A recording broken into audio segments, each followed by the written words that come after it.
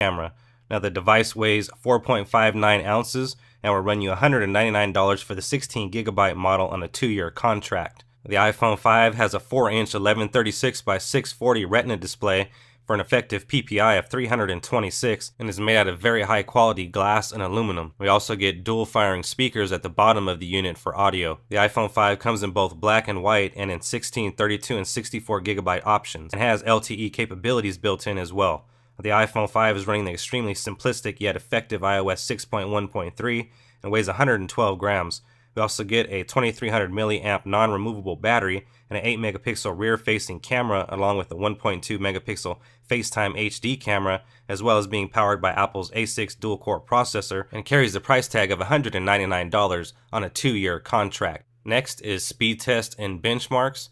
Now we went ahead and ran these speed tests and benchmarks using the normal applications. Of course, speedtest.net being the speed test app of choice, while showing that the S4 has a very high score of 4.81 while the iPhone comes in at 3.43. And when it comes to benchmarks, the 1.9 GHz quad-core processor really kicks in, giving us a score of 24,449 while the iPhone 5 gets a 1655. Next up is YouTube video playback, and on the Samsung Galaxy S4 we do have a 1920 by 1080 screen, so we're going to get actually true HD playback, so I have to give it to the S4.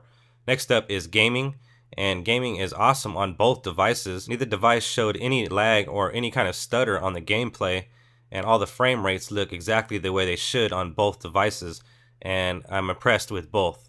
Next up we have web performance. This is going to come just to a basic website. Here we have CNN loaded up on both. You can see the scrolling is up to par on both, and in my opinion there is no lag on either device, and you can see here I'm using air gesture, which in my opinion is a very awesome feature.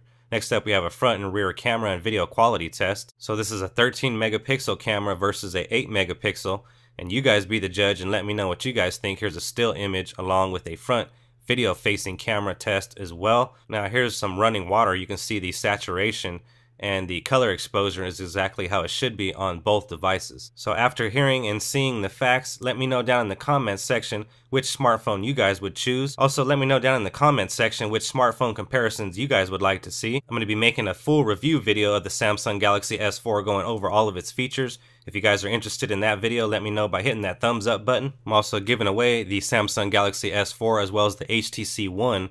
And I also have a massive 10,000 subscriber giveaway going on as well. I'm going to go ahead and drop a link down in the description to those particular videos so you guys can enter those giveaways and get the chance to win a very nice smartphone or any item of your choice that I've unboxed here on the channel. Anyways guys, this has been the 2013 smartphone comparison between the Samsung Galaxy S4 and the Apple iPhone 5. If you guys are interested in seeing the Samsung Galaxy S4 compared to the HTC One, let me know by hitting that thumbs up button. Remember to enter all the awesome giveaways going on the channel. Leave a thumbs up down below, subscribe to the channel, and I'll see you on the next one.